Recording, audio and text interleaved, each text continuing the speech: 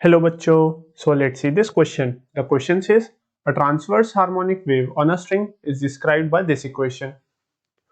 So where x and y are in centimeter and t in seconds. The positive direction of x is from left to right. So हमें in the A part बताना है बच्चों, is the wave a traveling wave or a stationary wave? If it is traveling, what are the speed and direction of its propagation? तो देखिए बच्चों, अगर हम इसका सबसे पहले A part देखें तो ए पार्ट में पूछता है क्या हमारी जो ये वेव है जो गिवन है क्वेश्चन में, क्या वो एक ट्रैवलिंग वेव है या फिर एक स्टेशनरी वेव है।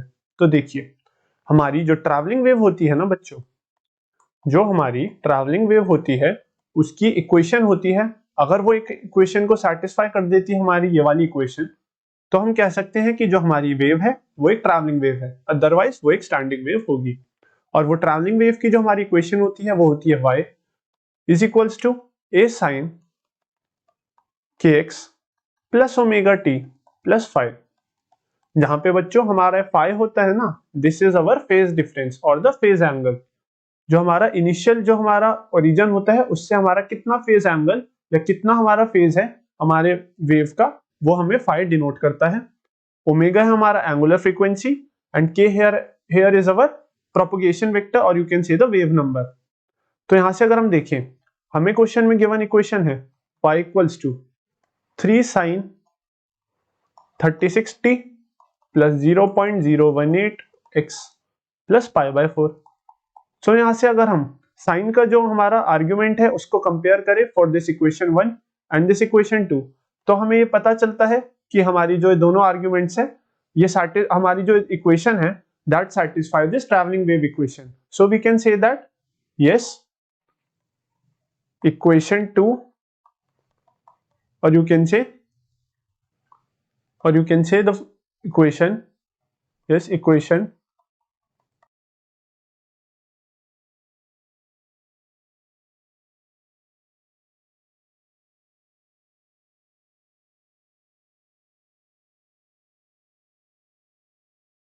as it satisfy our traveling wave equation. Hence हमें बताना है कि इसकी जो स्पीड होगी ट्रैवलिंग वेव की और डायरेक्शन ऑफ प्रोपगेशन क्या होगा। सबसे पहले बच्चों अगर हम डायरेक्शन ऑफ प्रोपगेशन देखें, तो अगर हम इस वाली टर्म को आर्ग्यूमेंट के जीरो के इक्वल पुट करें, अगर हम आर्ग्यूमेंट वाली टर्म को जीरो के इक्वल पुट करें प्लस 0.018 x इक्वल्स टू 0, तो यहां से हमारे पास x आ रहा है माइनस 36t अपॉन 0.018, राइट। और हमें पता है बच्चों हमारा जो यहाँ पे हमारा k होता है जो कि वेव नंबर है एंड हमारा जो यहाँ पे एंगुलर फ्रीक्वेंसी है that can not be negative. हमारा wave number and angular frequency can not be negative and हमारा यहाँ पे जो टाइम है that can also not be a negative term. So हमें यहाँ से ये पता चलता है जो हमारा नेगेटिव साइन है this denotes the propagation of the wave which is travelling towards. So यहाँ पे हमारा जो नेगेटिव साइन है that denotes the propagation direction of propagation of the travelling wave. तो यहाँ से x हमारा है in the negative direction, so we can say that जो हमारी वेव है that it is travelling from right to left और you can say it is travelling in the negative direction.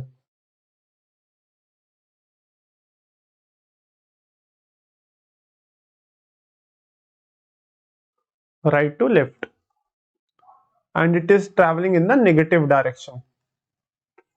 And यहां से अब हम देखिए बच्चों अगर हमें स्पीड निकालनी है, देखिए बच्चों, और हमें इस क्वेश्चन में पूछा है हमें स्पीड भी बतानी है ऑफ दिस ट्रैवलिंग वेव, तो जो स्पीड का फॉर्मूला होता है that is equal to frequency multiplied by the wavelength of the travelling wave. तो यहां से अगर सबसे पहले हम फ्रीक्वेंसी निकालें तो that will be equal to omega over 2 pi, right बच्चों। ओमेगा है हमारा in the question that is given, हमारी वेव की जो ओमेगा है वो है 36 radians per second divided by 2 pi. So यहां से हमारी फ्रीक्वेंसी आएगी बच्चों, तो ये तो बच्चों हमारी आ गई फ्रीक्वेंसी, इतने हर्ट्ज की फ्रीक्वेंसी आ गई। एंड अगर हम यहाँ पे वेव नंबर के देखें तो that is equal to 2 pi over lambda, तो यहाँ से हमारा लैम्डा आ जाएगा 2 पाई ओवर के बराबर। एंड के बच्चों हमारी इस इक्वेशन में गिवन है 0.018, तो इसको लिखेंगे 2 पाई डिवाइडेड बाय 0.018, राइट बच्चों, पर सेंटीमीटर।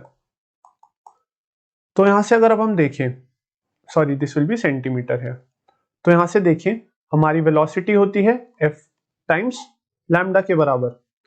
फ्रीक्वेंसी है हमारी 36 डिवाइडेड बाय 2 पाई टाइम्स हमारी लैम्डा की value which is 2 pi divided by 0.018। तो यहां से बच्चों जो हमारी वेलोसिटी आएगी that will come out to be 2 into this will be actually 18 into 10 raised to the power minus 3.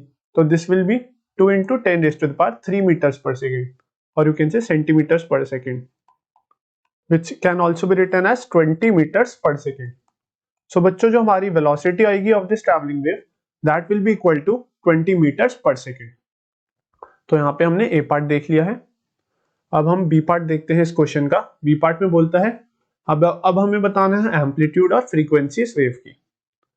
तो देखिए बच्चों, जैसा कि हमने बच्चों यहाँ पे ट्रैवलिंग वेव की इक्वेशन लिखी थी, हमारा जो यहाँ पे ए टर्म होती है that represents the amplitude of the travelling wave.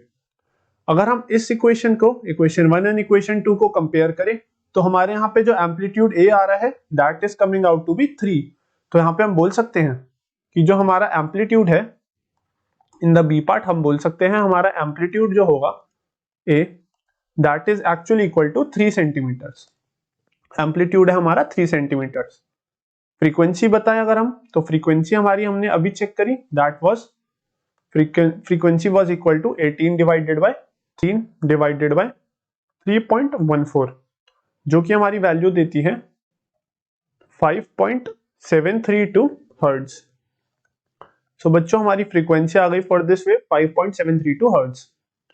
Right, हमने यहाँ पे बी पार्ट चेक कर लिया। अगर हम अब इसका सी पार्ट देखें, सी पार्ट में बोलता है what is the initial phase at the origin.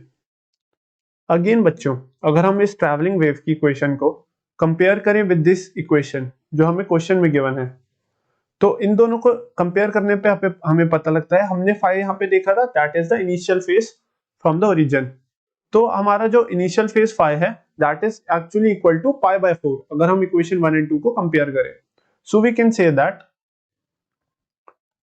से दैट कि हमारी जो सी पार्ट की इक्वेशन होगी, जो हमारे सी पार्ट में इनिशियल फेज होगा pi that is actually equal to pi by 4। So pi by 4 is the initial phase for this travelling wave. And हमें बताना है what is the least distance between two successive crest in the wave. तो देखिए बच्चों, इस question में हमसे basically ये पूछ रहा है कि हमारा वेवलेंथ क्या होगा वेव का, क्योंकि हमारा देखिए सपोज करिए ये हमारी एक ट्रैवलिंग वेव है, this is our travelling wave. So बच्चों जब ये वेव हमारी ट्रैवल करेगी, this is our travelling wave, and बच्चों जब हमारी ये वेव ट्रैवल करेगी तो अपॉन ट्रैवलिंग हमारे जो दो क्रेस्ट होंगे उनके बीच का जो हमारा डिस्टेंस होता है वो डिनोट करता है वेवलेंथ ऑफ दैट वेव। तो दो क्रेस्ट के बीच का और दो ट्रो के बीच का हमारा जो डिस्टेंस होता है वो हमारा लैम्डा के इक्वल होता है which is the wavelength of the wave. तो यहां से हम कह सकते हैं हमारा जो लीस्ट डिस्टेंस होगा between two successive crest lambda वो इक्वल होगा, हमने यहाँ पे ए पार्ट में जैसा कि देखा था लैम्डा हमारा इक्वल था 2 पाई ओवर के के बराबर। So we can say that 2 pi over k and k है हमारा 2 into 3.14 डिवाइडेड बाय 0.018। राइट बच्चों, के है हमारा 0.018, तो यहां से हमारा लैम्डा आएगा बच्चों 348.9 सेंटीमीटर्स, और यू कैन से 3.49 मीटर्स। सो ये हमारा वेवलेंथ आ गया for this wave which is the least distance between two successive crest. So I hope बच्चों you understand this question well and best of luck.